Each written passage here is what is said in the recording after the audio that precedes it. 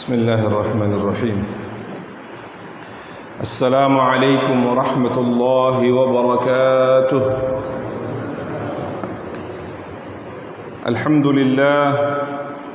الحمد لله الذي هدانا لهذا وما كنا لنهتدي لولا أن هدانا الله. الحمد لله الواحد المنان صاحب الفضل والإحسان، أحمده تعالى حمدا يفوق العد والحسبان. أشهد أن لا إله إلا الله وحده لا شريك له، وعد من أطاعه بفسيح الجنان، وتوعد من عصاه بالحميم الآن. وأشهد أن سيدنا ونبينا محمدا عبده ورسوله صفوة بني الإنسان، وعلى آله وأصحابه أهل العلم والإيمان. قال الله تعالى في كتابه الكريم: أعوذ بالله من الشيطان الرجيم، بسم الله الرحمن الرحيم. يا أيها الذين آمنوا اتقوا الله وقولوا قولا سديدا يصلح لكم أعمالكم ويغفر لكم ذنوبكم، ومن يطع الله ورسوله فقد فاز فوزا عظيما. سبحانك لا علم لنا إلا ما علمتنا إنك أنت العليم الحكيم. اللهم علمنا ما ينفعنا وانفعنا بما علمتنا وزدنا علما يا رب العالمين. أما بعد. Khotul iman, kaum muslimin dan muslimat, saudaraku hamba-hamba Allah Subhanahu wa taala, jamaah salat subuh Masjid Al-Ikhlas yang semoga senantiasa dirahmati, diberkahi, dimuliakan dan dijaga oleh Allah Subhanahu wa taala. Puji syukur senantiasa kita hadirkan kepada Allah Rabbul Izzati wal Jalal yang sampai saat ini alhamdulillah masih melimpah ruahkan beragam nikmat kepada kita. Dengannya kembali di pagi hari yang barakah ini kita bisa hadir di tempat yang kita cintai, tempat yang mulia, tempat yang diberkahi oleh Allah, fi baitin min buyutillah. Dalam rangka tentu saja yang pertama adalah untuk menunaikan kewajiban kita selaku hamba-hamba Allah. Dan selanjutnya sejenak kita duduk di sini untuk saling mengingatkan di antara kita, untuk saling nasihat menasihati dalam kebaikan, kebenaran dan juga kesabaran, dan tidak kalah penting tentu saja untuk bertafaqquh fid din.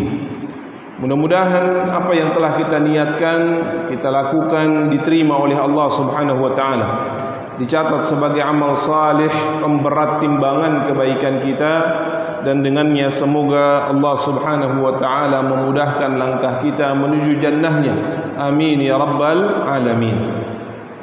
Salawat teriring salam semoga tetap tercurah limpahkan kepada manusia terbaik, teladan sepanjang zaman, Nabiur Rahmah, qudwah hasanah kita, Nabi besar Muhammad sallallahu alaihi wa alihi wasallam, beserta istri, keluarga, sahabat dan pengikutnya hingga akhir zaman insyaallah taala.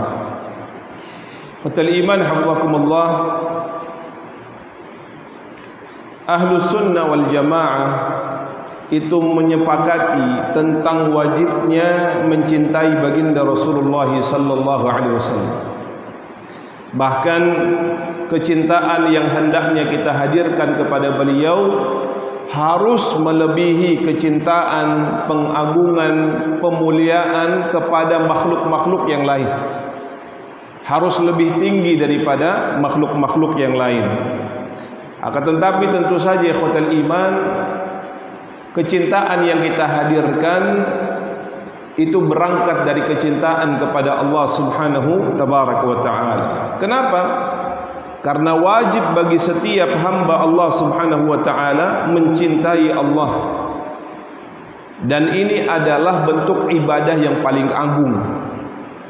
Bentuk ibadah yang paling agung itu adalah mencintai Allah Subhanahu wa taala.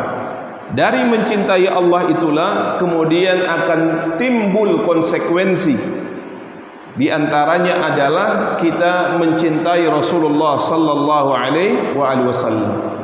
Allah Subhanahu wa taala mengingatkan kita dalam surah Al-Baqarah. Allah berfirman, "Walladzina amanu ashaddu hubban lillah." Dan orang-orang yang beriman sangat besar cintanya kepada Allah Subhanahu wa taala. Ini gambaran bagaimana seharusnya seorang yang beriman.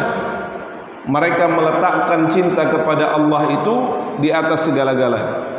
Makanya Allah kemudian mengingatkan walladzina amanu asyaddu hubban lillah. Dan orang-orang yang beriman itu sangat besar cintanya kepada Allah Subhanahu wa taala. Maka ahlu sunnah itu kemudian memberikan satu penjelasan tentang karakter dari orang-orang yang beriman itu seperti apa, yaitu mereka mencintai Rasul sallallahu alaihi wasallam dan mengagungkannya berangkat dari kecintaan mereka kepada Allah Subhanahu tabaraka wa taala. Kenapa kita mengatakan hal tersebut? Karena Allah Subhanahu wa taala menjelaskan dalam ayat yang lain, qul in kuntum tuhibbunallah fattabi'uni yuhibbukumullah. Kata Allah Subhanahu wa taala, katakanlah jika kalian mencintai Allah Subhanahu wa taala, fattabi'uni, maka ikutilah aku dalam hal ini. Aku di sini siapa, Pak? Ibu? Rasul sallallahu alaihi wasallam. Tahapan pertama di dalam mengikuti Nabi itu adalah dengan menghadirkan cinta. Cinta kepada beliau sallallahu alaihi wasallam itu juga menunjukkan cinta kita kepada Allah Subhanahu tabaraka wa taala. Itulah mengapa kata para ulama, sesungguhnya cinta kepada Allah Subhanahu wa taala itu terlihat pada kecintaan kepada Nabi. Semakin besar kita mencintai Nabi, itu menunjukkan juga cinta kita kepada Allah Subhanahu wa taala. Sebaliknya, semakin kita tidak merawat kecintaan kita kepada Nabi, itu juga menunjukkan kadar kecintaan kita kepada Allah Subhanahu wa taala yang semakin melemah. Kenapa? Karena untuk sampai kepada cinta kepada Allah, Allah Subhanahu wa taala memerintahkan kita untuk mengikuti Nabi. Dan mengikuti Nabi adalah di awal dengan mencintai beliau sallallahu alaihi wasallam. Khatul iman, orang-orang yang paling besar cintanya kepada Rasulullah adalah para sahabat ridwanullahi alaihim. Amr bin As radhiyallahu taala anhu, beliau pernah mengatakan, dulu orang yang paling saya benci ketika saya masih berada di Makkah, ketika saya masih dalam keadaan jahiliyah, ketika saya dalam keadaan musyrik, adalah Muhammad sallallahu alaihi wasallam. Jadi tidak ada orang yang lebih saya benci melebihi kebencian saya kepada beliau.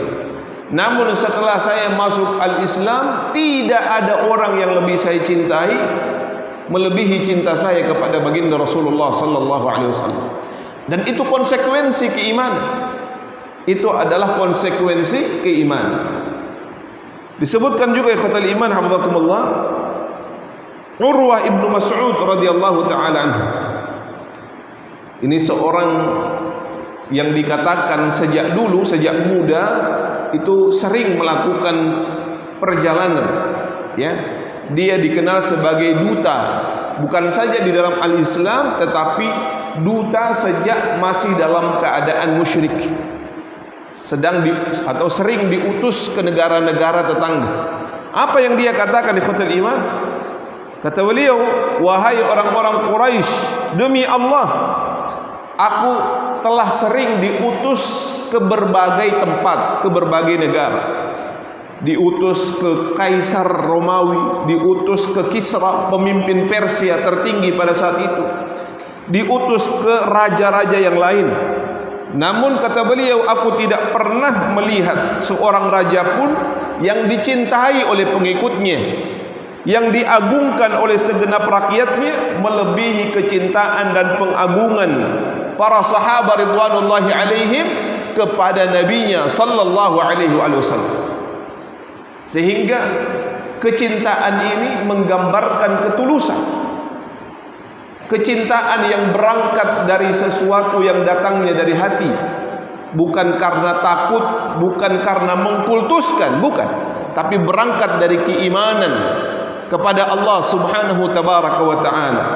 Itulah mengapa ikhwatul iman, dalam satu sketsa itu digambarkan ketika Abdullah ibnu Hisham radhiyallahu taala anhu berkata, kunna ma'an nabi sallallahu alaihi wasallam, kunna ma'an Nabi sallallahu alaihi wasallam.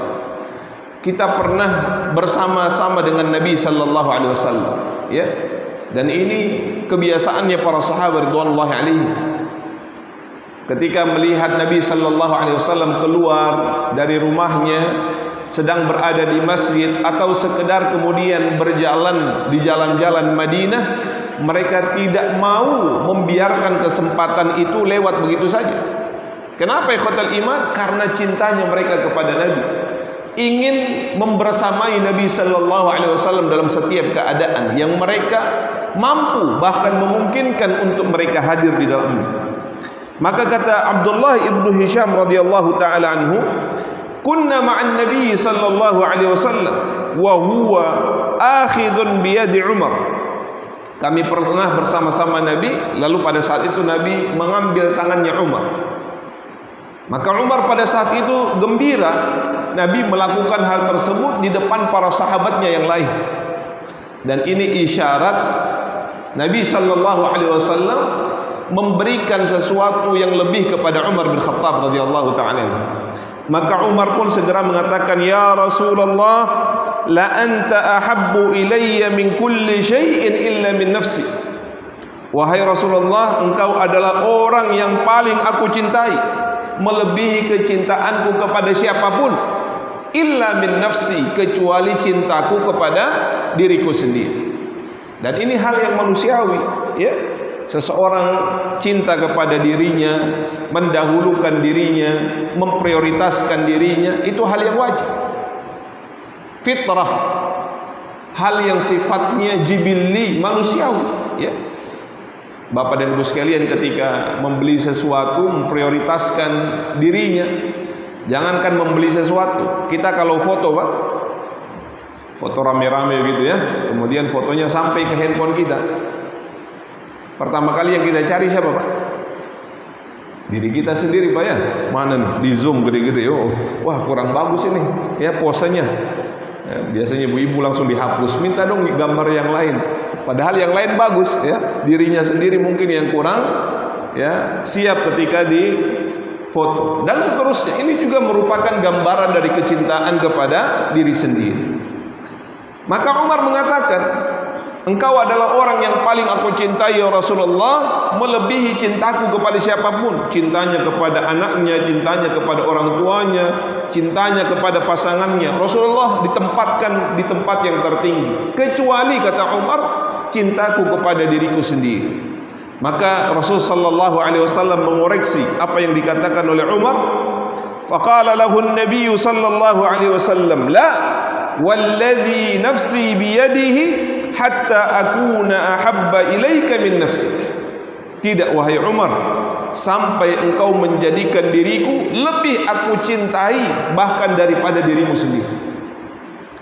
Maka Umar setelah dikoreksi oleh Rasulullah segera kemudian mengatakan, faqala lahu Umar, fa innahu al-an wallahi la anta ahabbu ilayya min nafsi.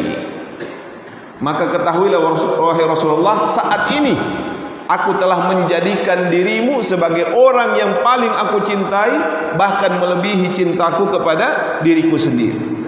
Maka Rasul sallallahu alaihi wasallam kemudian mengatakan, faqala al-ana ya Umar, saat ini wahai Umar, saat ini telah benar apa yang engkau katakan, telah benar, ya, apa yang engkau yakini ketika menempatkan cinta kepada Rasulullah itu melebihi cinta kepada siapapun. Berdasarkan hadis ini khotul iman, kata para ulama, maka cinta kepada Rasul sallallahu alaihi wasallam adalah wajib. Jadi hati-hati orang yang kemudian di dalam hatinya tidak menghadirkan cinta kepada Rasul sallallahu alaihi wasallam, dia sedang mencederai keimanannya. Tuntutan yang harus dihadirkan adalah wajib mencintai Rasul sallallahu alaihi wasallam, bahkan wajib didahulukan daripada kecintaan kepada segala sesuatu selain kecintaan kepada Allah Subhanahu tabaraka wa taala. Jadi yang tertinggi itu adalah kepada Allah, namun di antara tuntutan cinta kepada Allah menghadirkan cinta kepada Rasul sallallahu alaihi wasallam. Maka orang-orang yang beriman akan merasakan manisnya iman apabila hanya Allah Subhanahu wa taala dan Rasulnya yang paling dia cintai. Jadi orang-orang akan merasakan manisnya iman kapan Pak? Ibu? Kalau dia menjadikan Allah Subhanahu wa taala dan Rasulnya yang paling dia cintai. Rasul sallallahu alaihi wasallam menjelaskan dalam hadis yang sahih diriwayatkan Imam Bukhari dalam sahihnya, "Thalathun man kunna fihi wajada bihinna halawatal iman."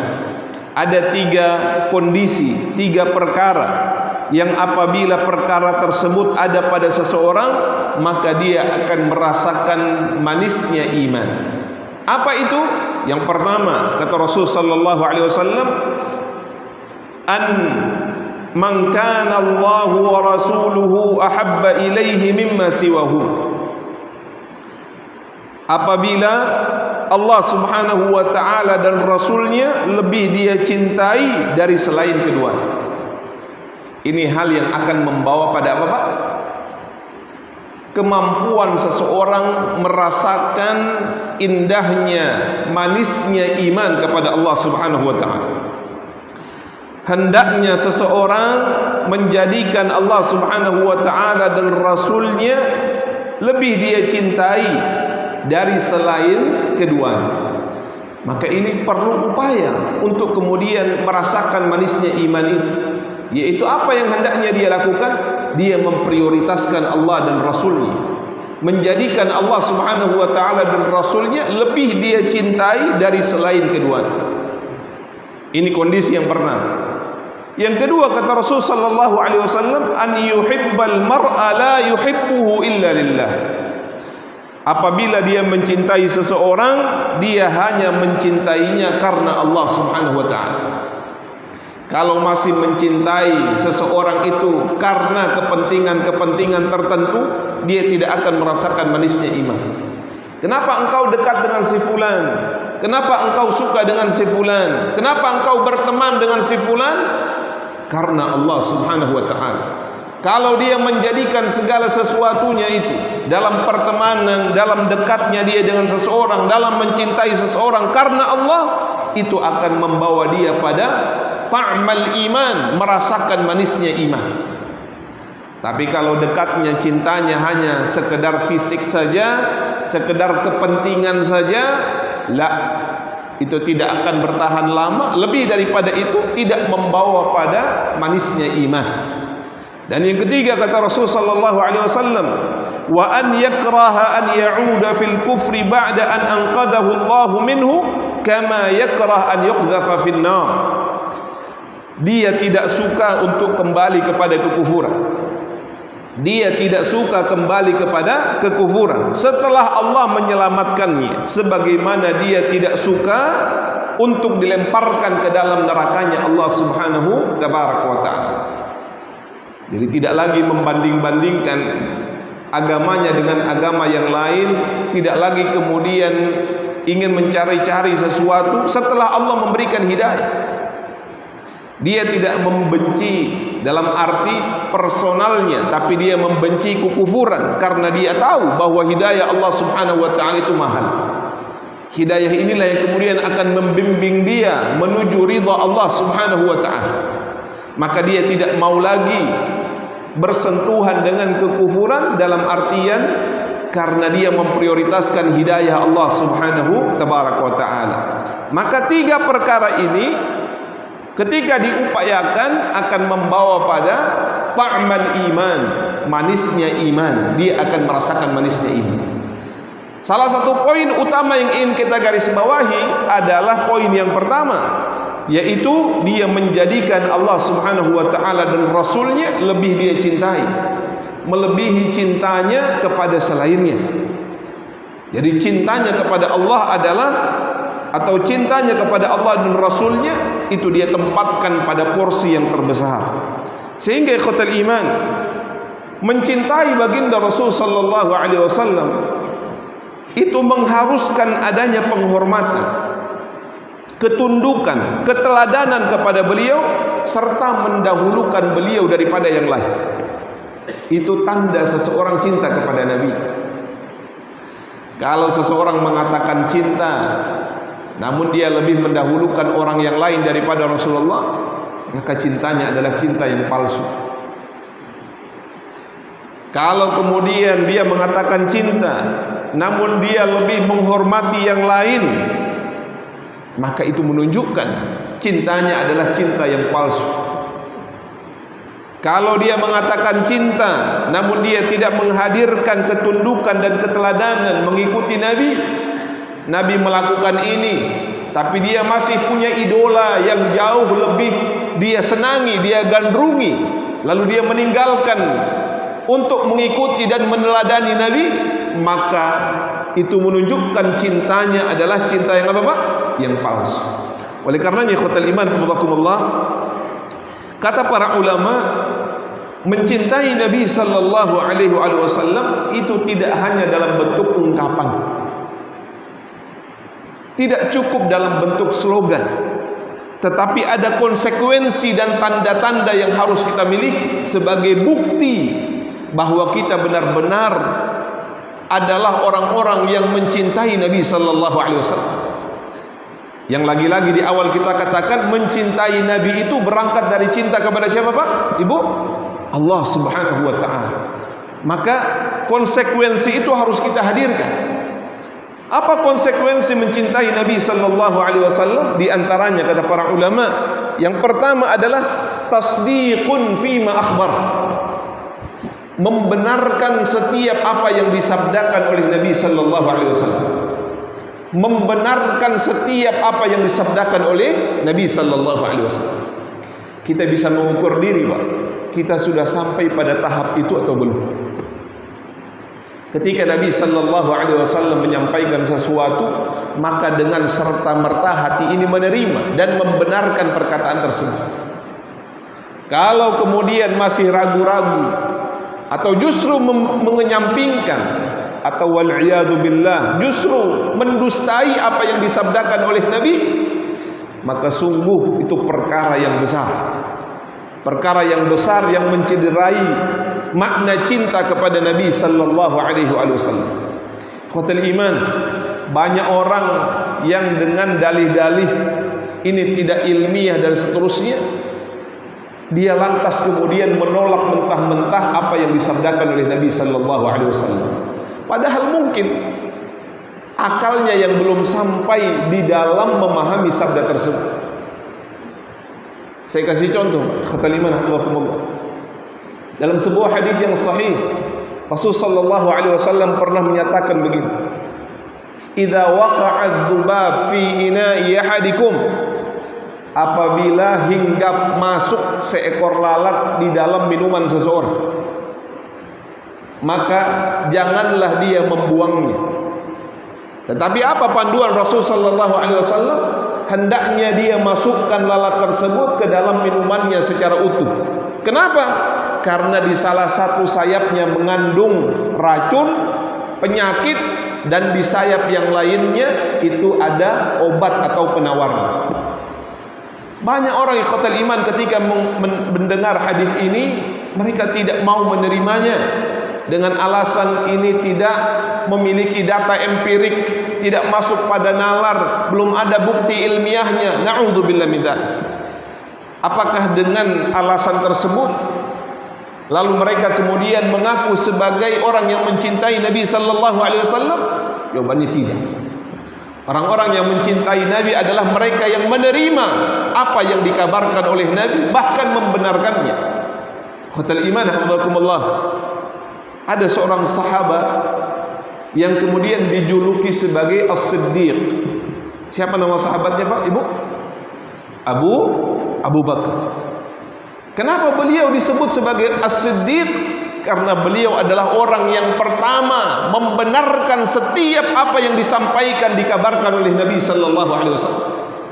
Sekalipun itu tidak masuk pada nalar orang-orang pada umumnya.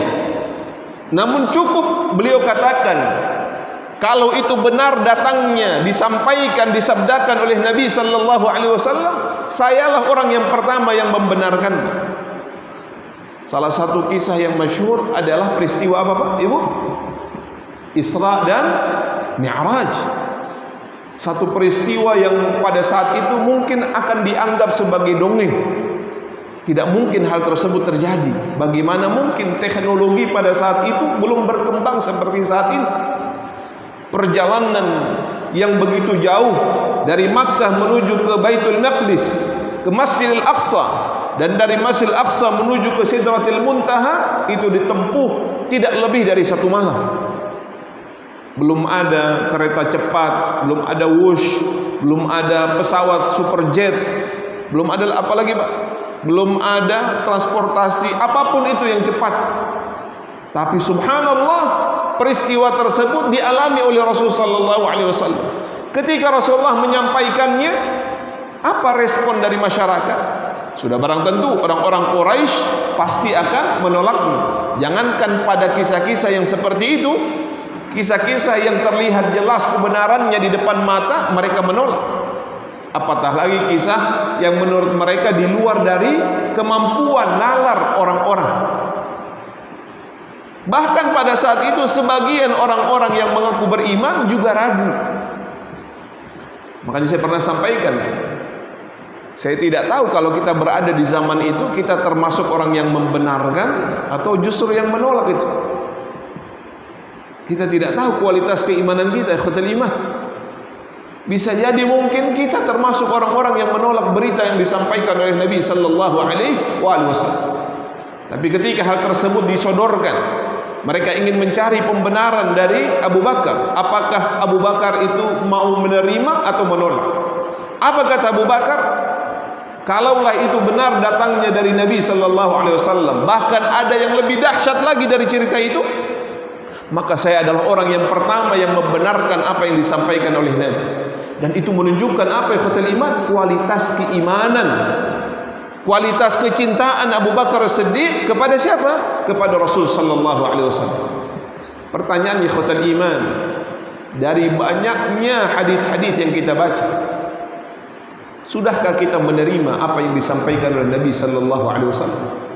Sudahkah kita membenarkan setiap apa yang disabdakan oleh beliau? Padahal ikhwatul iman, di antara konsekuensi cinta kepada Nabi itu adalah dengan apa Pak? Membenarkan fima akhbar, setiap apa yang dikabarkan oleh Nabi sallallahu alaihi wasallam. Dan tentu Nabi itu ketika mengabarkan pasti benar, pasti benar, pasti benar. Itu yang harus kita yakini. Kenapa ikhwatul iman? Karena Allah Subhanahu wa taala menjelaskan hal ini di dalam surah An-Najm. Apa kata Allah? Wa ma yantiqu 'anil hawa in huwa illa wahyu yuha. Nabi itu tidak pernah berkata-kata mengabarkan sesuatu itu berdasarkan hawa nafsunya. Ini yang menenangkan kita ikhwatul iman. Ini yang seharusnya menguatkan kita untuk menerima, membenarkan setiap apa yang disabdakan oleh Nabi. Karena Nabi tidak pernah mengucapkan sesuatu itu berangkat dari hawa nafsunya. In huwa illa wahyu yuha, kata Allah. Tidaklah kecuali wahyu yang diwahyukan oleh Allah Subhanahu tabaraka wa taala. Dahulu ikhwatul iman, orang-orang banyak yang tidak mempercayai sabda Nabi ketika beliau mengatakan tentang tanda-tanda hari kiamat. Di antaranya gunung pasir itu akan menghijau. Mana ada orang percaya itu? Gak mungkin gunung pasir itu akan menghijau. Gersang, jarang hujan, air minim, bagaimana menghijau? Maka saat ini bisa kita saksikan fenomena yang begitu mencengangkan. Jangan jauh-jauh di tempat kemudian kita berumrah, berhaji. Dahulu di padang Arafah itu gersangnya luar biasa. Tapi sekarang kalau kita ke sana, pohon-pohon sudah mulai lebat. Bahkan perjalanan antara Makkah menuju Jeddah itu yang dahulu tidak ada, jangankan di ikhwatul iman, pohon, rerumputan yang kecil-kecil saja itu jarang tumbuh. Tapi subhanallah, saat ini kita saksikan, terlebih ketika curah hujan yang semakin banyak terjadi di sana. Dengan izin Allah Subhanahu wa taala, apa yang kemudian disabdakan oleh Nabi satu demi satu itu kemudian direalisasikan oleh Allah Subhanahu wa taala, dibuktikan oleh Allah Subhanahu tabaraka wa taala. Dahulu orang menyaksikan antalidal amatu rabbataha, ada budak yang melahirkan tuannya. Bagaimana mungkin ya seorang budak kemudian melahirkan tuannya? Ternyata benar itu terjadi. Baik maknanya secara eksplisit maupun implisit, maknanya secara tekstual maupun secara kontekstual, hal tersebut kemudian terjadi di tengah-tengah kita.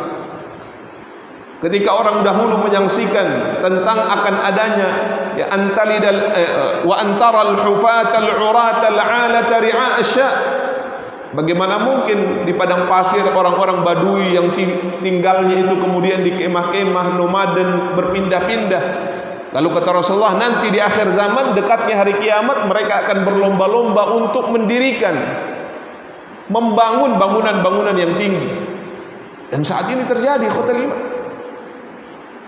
Orang-orang yang dulu tinggalnya itu di pedalaman, sekarang mereka menjadi raja, sultan-sultan yang ada di sana, menjadi amir-amir yang ada di sana. Ketika kabilahnya kemudian menjadi atau memenangkan pertempuran-pertempuran, maka pada akhirnya menjadi sebuah kerajaan. Dan orang-orang tersebut saat ini kemudian berlomba-lomba untuk membangun bangunan-bangunan yang tertinggi. Ada di Dubai, ada di mana lagi Pak? Di Saudi, di Jeddah. Sekarang bangunan yang tertinggi apa namanya Pak? Burjul Khalifah. Adanya di mana? Di Dubai, di Uni Emirat Arab. Saat ini sedang dibangun rivalnya lagi, bangunan yang akan jauh lebih tinggi katanya. Di mana tempatnya? Di Jeddah, Saudi Arabia. Apa namanya? Kingdom Tower. Yatatawalun, mereka berlomba-lomba untuk meninggikan bangunan. Maka sadaqa Rasulullah sallallahu alaihi wasallam. Dahulu ini mungkin kemudian dipertentangkan, tapi saat ini kemudian terkuat. Dahulu orang menertawakan ikhwatul iman ketika Rasul sallallahu alaihi wasallam menyabdakan, "Idza walaghal kalbu fi ina'i ahadikum falyaghsilhu sab'an ulahunna bit-turab." Apabila seekor anjing menjilat bejana kalian, maka cuci. Cuci sebanyak berapa kali kata Rasulullah? 7 kali. Lalu ada yang kemudian mengatakan, kenapa 7 kali? 1 kali saja dicuci, bersih kok. Kenapa harus 7 kali? Kata Rasulullah, ulahunna bit-turab. Pada cucian yang pertama hendaknya menggunakan tanah. Ternyata ketika diteliti khotel iman, ada bakteri yang terdapat pada liur anjing itu yang tidak hilang sekalipun dengan sabun. Dia hilang hanya ketika kemudian dibersihkan dengan enzim yang terdapat di dalam tanah itu. Sadaqa Rasulullah sallallahu alaihi wasallam. Maka kita yang mengaku beriman, ikhwatul iman, konsekuensi dari mencintai Rasul sallallahu alaihi wasallam adalah membenarkan setiap apa yang beliau sabdakan. Masuk atau tidak kepada nalar kita, ada bukti empirik atau tidak, orang mengatakan ini ilmiah atau tidak, itu urusan yang lain. Urusan kita yang mengaku mencintai Nabi adalah tasdiqun fima akhbar, mencintai membenarkan apa yang beliau sallallahu alaihi wasallam sabdakan. Yang kedua, ikhwatul iman, para ulama menjelaskan konsekuensi dari cinta itu adalah dengan mentaati apa yang Rasul sallallahu alaihi wasallam perintahkan. Mentaati apa yang beliau perintahkan. Ada orang yang mengaku cinta kepada Nabi, tapi ketika Nabi memerintahkan sesuatu, dia enggan melakukannya. Ini kan cuma sunnah, tidak wajib. Ini kan hanya perintah Rasul, bukan perintah Allah subhanahu wa ta'ala. Na'udzubillah min dzalik. Orang yang cinta ikhwatul iman, konsekuensinya adalah dia mentaati perintah siapa Pak? Rasul sallallahu alaihi wasallam. Dalam sebuah hadis, contoh, saya kasih contoh. Rasul sallallahu alaihi wasallam pernah memerintahkan begini, "Idza stayqadha ahadukum min naumihi fala yamussa yadahu al-ma' hatta yaghsilhu thalathan fa innahu la yadri aina batat yaduhu." Ini perintah Rasul sallallahu alaihi wasallam. Kata Rasulullah, apabila seseorang bangun di pagi hari, maka jangan dia menyentuh apapun, termasuk menyentuh air. Mungkin dahulu belum ada keran gitu ya. Sekarang ada orang yang sudah, itu hadisnya nggak berlaku, karena kita ketika mau mengambil air saat ini nggak perlu memasukkan tangan kita. cukup putar keran. Tapi sungguh ikhwatal iman, ketika seseorang bangun tidur, banyak hal yang dia sentuh, tidak hanya air itu. Maka kata Rasulullah, hatta yaghsil yadahu thalatha, sampai dia mencuci tangannya sebanyak 3 kali. Jadi bersihkan kalau bangun tidur itu sebelum menyentuh wajah, menyentuh air, karena dulu airnya kan diambil dimasukkan ya, pakai centong, pakai gayung atau apapun, sehingga seringkali tersentuh air dengan tangan tersebut. Namun ini berlaku juga kalau kita mau kumur-kumur, kita mau cuci muka, jangan menggunakan tangan itu terlebih dahulu. Sebelum apa? Sebelum kita membasuhnya, mencucinya sebanyak 3 kali, kata Rasulullah. Kenapa? Kata Rasulullah, fa innahu la yadri aina batat yaduhu.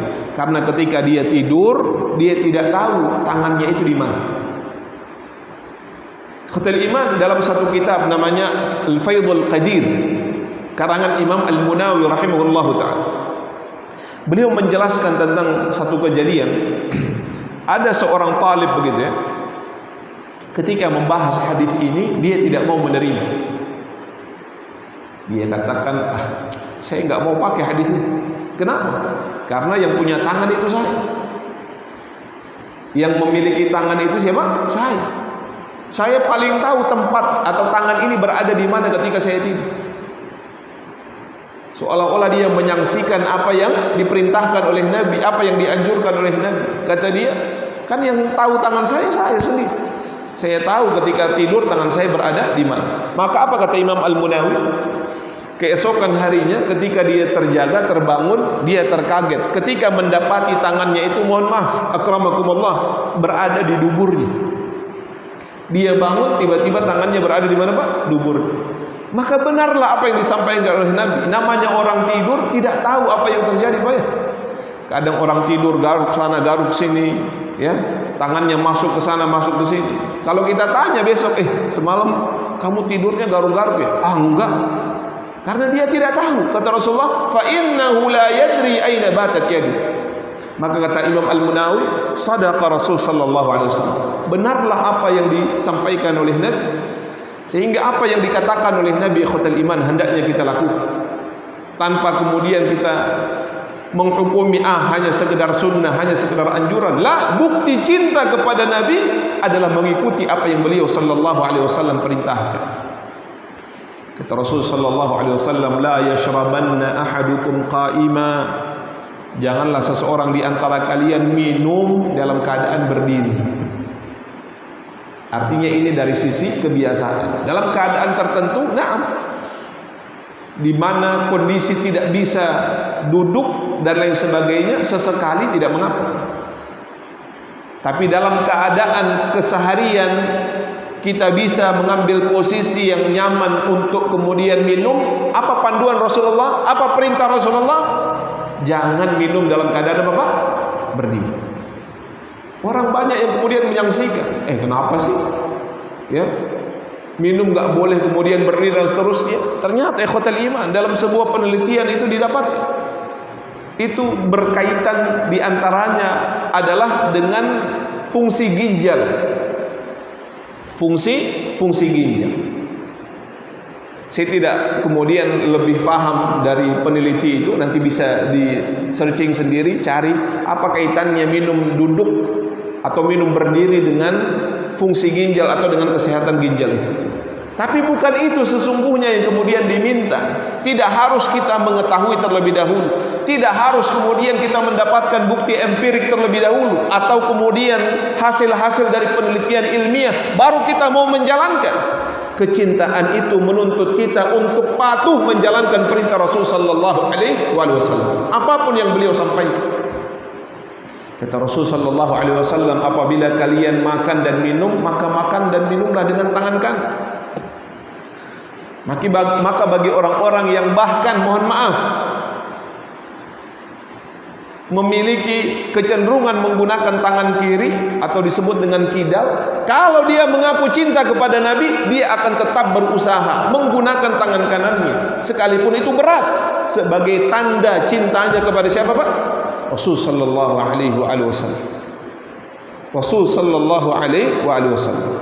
Yang ketiga kata para ulama ikhwatul iman adalah dengan meninggalkan, menjauhi apa yang beliau sallallahu alaihi wasallam larang. Terkadang dengan alasan bertentangan dengan hobi, bertentangan dengan kebahagiaan, keinginan, kesenangan kita, lalu kemudian kita meninggalkan larangan Nabi sallallahu alaihi wasallam. Wal iyadu billah. Rasul sallallahu alaihi wasallam adalah orang yang paling mencintai umat. Bahkan kecintaan beliau kepada umatnya itu melebihi cintanya kepada dirinya sendiri. Bahkan di akhir-akhir hidupnya sebelum beliau wafat, yang diingat siapa Pak? Umat. Ummati, ummati, ummati ya Allah. Umat yang beliau sangat banggakan, umat yang sangat beliau cintai. Namun terkadang orang-orang yang sudah sangat dicintai oleh Nabi itu tidak membalas cinta Nabi sallallahu alaihi wasallam. Salah satunya dengan apa ikhwatul iman? Dengan tidak mengikuti apa yang disabdakan oleh Nabi sallallahu alaihi wasallam. Ikhwatul iman hafizakumullah, pernah Abdullah bin Mas'ud radhiyallahu taala anhu. Abdullah bin Mas'ud radhiyallahu taala anhu berjalan di jalan-jalan kota Kufah. Lalu beliau mendapati seorang wanita muslimah tentu saja mencukur habis alisnya. Lalu beliau sampaikan, sesungguhnya Rasul sallallahu alaihi wasallam melarang perbuatan tersebut. Sesungguhnya Rasulullah melarang perbuatan tersebut. Maka apa kata wanita tersebut? Saya tidak mendapati larangan tersebut di dalam Al-Quran, bahwa Allah melarang untuk mencukur apa Pak? Alis bagi para wanita. Maka Abdullah bin Mas'ud mengatakan ada, dan itu jelas terpampang di dalam Al-Quranul Karim. Apa bunyi ayat tersebut? Allah Subhanahu wa taala berfirman, "Wa ma atakumur rasul fakhudhuhu wa ma nahakum anhu fantahu." Apa-apa yang diperintahkan oleh Nabi, diminta oleh Nabi, didatangkan oleh Nabi, maka ambillah, lakukanlah. Dan apa-apa yang dilarang oleh Nabi sallallahu alaihi wasallam, maka tinggalkanlah. Maka kata Abdullah bin Mas'ud, Rasul sallallahu alaihi wasallam melarang para wanita untuk mencukur alis. Maka ini bukti cinta. Walaupun sebagian mengatakan, Ustaz, nanti saya tidak cantik, alis saya berantakan begini dan begitu. Tapi kalau orang-orang yang mencintai Rasulnya, mereka akan patuh dan taat. Kenapa? Karena Rasul sallallahu alaihi wasallam melarang perbuatan tersebut. Rasul sallallahu alaihi wasallam melarang al-washim wal mustawshim, orang-orang yang mentato dan orang-orang yang ditato. Kenapa kita tidak mentato badan kita? Padahal menurut sebagian orang itu adalah karya seni dan sebagainya. Bukan karena kita tidak mampu melakukannya, bukan karena kita takut rasa sakit dari jarum itu, bukan. Tapi karena kita tidak mau melanggar apa yang dilarang oleh Nabi sallallahu alaihi wasallam. Maka ini berangkat sesungguhnya ikhwatul iman dari cinta kita kepada beliau. Orang-orang yang mencintai Nabi sallallahu alaihi wasallam akan berusaha apa?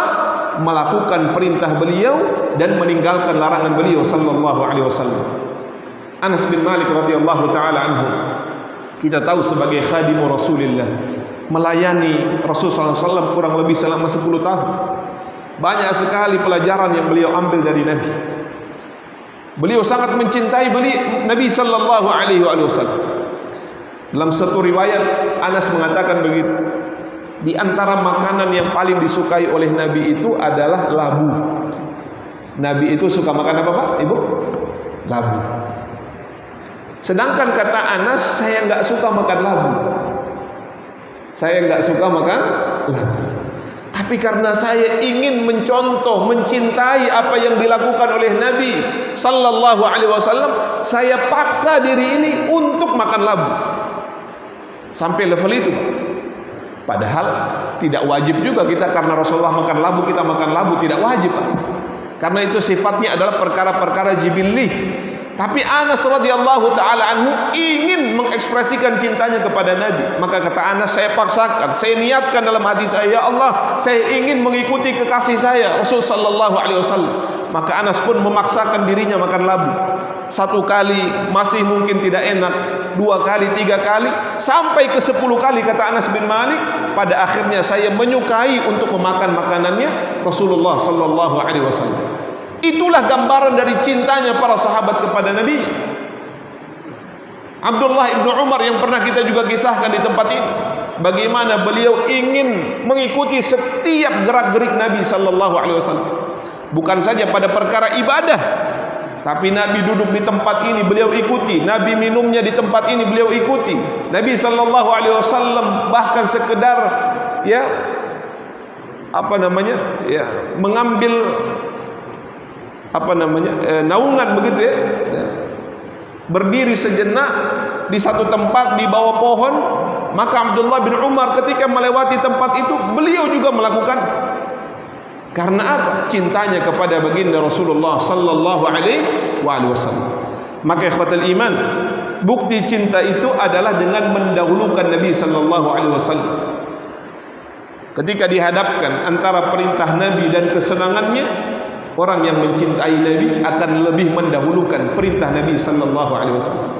Ketika dihadapkan antara larangan Nabi dan kesenangannya, orang yang mencintai Nabi akan mendahulukan larangan Nabi sallallahu alaihi wasallam untuk dia tinggalkan, sekalipun dia kemudian mengorbankan apa yang dia senangi sebagai wujud cinta dia kepada Rasul sallallahu alaihi wasallam. Mendahulukan Nabi sallallahu alaihi wasallam daripada yang lain. Allah Subhanahu wa taala mengingatkan hal tersebut dengan berfirman dalam surah Al-Hujurat. Allah berfirman, ya ayyuhalladzina amanu la tuqaddimu baina yadayillah wa rasulih wattaqullaha innallaha sami'un alim. Wahai orang-orang yang beriman, janganlah kamu mendahului Allah Subhanahu wa taala dan Rasul. Janganlah engkau mendahului Allah Subhanahu wa taala dan Rasul. Dalam urusan apa ikhwatul iman? Dalam urusan berpendapat, dalam urusan kesenangan, dalam urusan melakukan ini dan itu, yang kita dahulukan adalah Allah Subhanahu wa taala dan Rasul. Jangan sampai seseorang lebih mendahulukan pendapat orang lain, pikiran orang lain dibandingkan dengan pendapat dan pikiran Rasulnya sallallahu alaihi wasallam. Karena itu konsekuensi dari keimanan kita kepada Rasulullah sallallahu alaihi wasallam. Yang keempat ikhwatul iman adalah tentu saja dengan memperbanyak salawat kepada Nabi. Memperbanyak salawat kepada Nabi sallallahu alaihi wasallam. Kata beliau, sungguh sangat pelit, sungguh sangat pelit, sungguh sangat pelit. Siapa yang pelit itu? Orang yang ketika namaku disebutkan dia enggan untuk bersalawat kepadaku sallallahu alaihi wasallam. Salawat ikhwatul iman adalah ekspresi cinta seorang hamba yang kemudian ingin rindu kepada nabinya sallallahu alaihi wasallam. Salawat itu juga adalah merupakan hal yang akan membawa doa-doa kita sampai ke langitnya Allah Subhanahu wa taala. Dalam hadis yang sahih Rasulullah sallallahu alaihi wasallam menjelaskan, kullu du'ain mahjub hatta yusalla alaihi. Setiap doa itu terhalang. Sampai kapan? Sampai dia bersalawat kepadaku sallallahu alaihi wasallam. Sehingga ketika dalam meminta, dalam berdoa, maka hadirkanlah salawat kepada Nabi Muhammad sallallahu alaihi wasallam. Dalam kitab Al-Hikam, Al-Imam Athaillah As-Sakandari beliau mengatakan, kalau seseorang itu lalai dari puasa sunnahnya, dia susah sekali puasa sunnah. Kalau yang wajib, ya mau tidak mau harus dilakukan. Tapi kalau yang sunnah, ada orang yang tidak pernah melakukannya sama sekali. Dia hanya berpuasa kapan Pak? Ketika di bulan Ramadan. Setelah Ramadan tidak ada puasa yang dia lakukan. Ada orang ikhwatul iman yang sepanjang tahun itu tidak pernah sholat malam. Ini bukan sholat wajib, bukan puasa yang wajib, tapi puasa sunnah, salat yang sifatnya juga sunnah, tidak pernah bangun malam. Maka apa kata beliau? Kalau seseorang itu terlalaikan dari puasa sunnahnya, dari salat malamnya, maka sibukkanlah dirinya dengan memperbanyak salawat kepada Nabi sallallahu alaihi wasallam. Karena salawat itu kemudian akan menggerakkan hati. Salawat itu juga akan membersihkan jiwanya. karena sesungguhnya salawat itu membawa kepada cinta Rasulullah sallallahu alaihi wasallam. Dan yang terakhir ikhwatul iman, tanda cinta kepada Nabi sallallahu alaihi wasallam adalah tentu saja dengan mengikuti sunnah-sunnahnya. Mengikuti apa Pak? Sunnah-sunnahnya. Khususnya dalam hal apa? Dalam hal beribadah kepada Allah Subhanahu wa taala.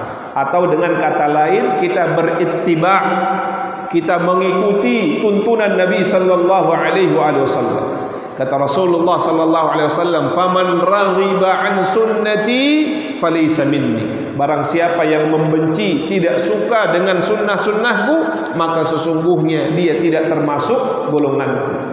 Jangan sampai khotel iman seperti sebagian orang yang mau menerima Al-Quran tapi tidak mau menerima sunnah Nabi sallallahu alaihi wasallam. Golongan ini yang kemudian dikenal dengan ingkarus sunnah. Mereka menerima Quran tapi mengingkari sunnah. Na'udzubillah. Padahal mengikuti sunnah, melakukan sunnah adalah menunjukkan cinta kita kepada baginda Rasulullah sallallahu alaihi wasallam. Mudah-mudahan ikhwatul iman hafizakumullah, semakin hari semakin besar cinta kita kepada Rasulullah. Cinta yang berangkat dari keimanan, cinta yang berangkat juga dari cinta kepada Allah Subhanahu tabaraka wa taala. Cinta yang membawa insyaallah pada kebersamaan dengan beliau sallallahu alaihi wasallam. Dalam sebuah hadis ikhwatul iman, Rasul sallallahu alaihi wasallam pernah didatangi oleh seorang Arab Badui.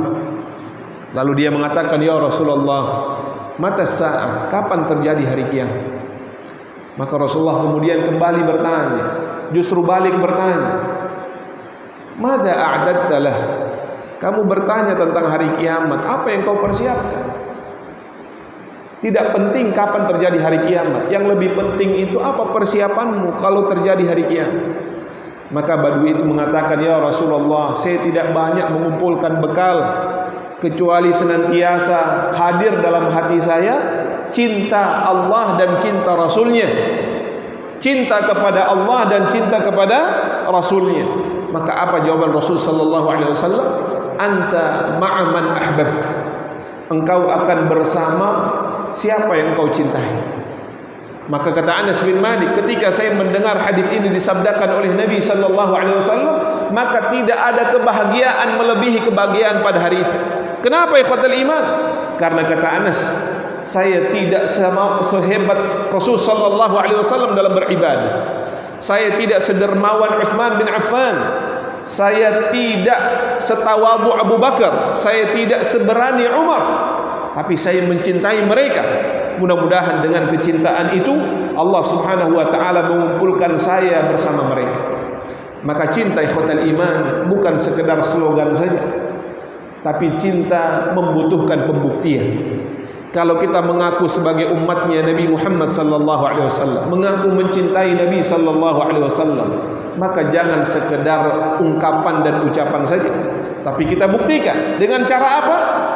Membenarkan setiap apa yang beliau sampaikan, mengikuti, melaksanakan apa yang beliau perintahkan, menjauhi apa yang beliau larang, memperbanyak salawat kepada beliau sallallahu alaihi wasallam, dan tentu saja menghidupkan sunnah-sunnah yang telah beliau tuntunkan. Mudah-mudahan apa yang kita katakan itu sejalan dengan apa yang kita lakukan, dan cinta ini membawa sekali lagi pada kebersamaan dengan beliau di dalam surganya Allah Subhanahu tabaraka wa taala.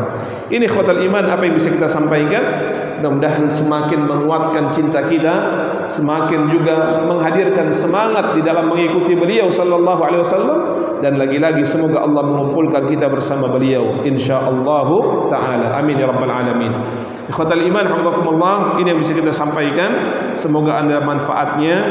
Kebenaran semata-mata datangnya dari Allah, kesalahan, kekhilafan, kekurangan dari saya dan syaitan, mudah-mudahan Allah ampuni kita semua. Kita akhiri nafal majlis. Subhanakallahumma bihamdik, asyhadu an la ilaha illa anta, astaghfiruka wa atubu ilaik. Mohon maaf atas segala keterbatasan. Hadanallahu wa iyyakum ajma'in. Wa sallallahu ala nabiyyina Muhammad wa ala alihi wa sahbihi wa barik wa sallim. Wa akhiru da'wana alhamdulillahi rabbil alamin. Thumma assalamu alaikum warahmatullahi wabarakatuh.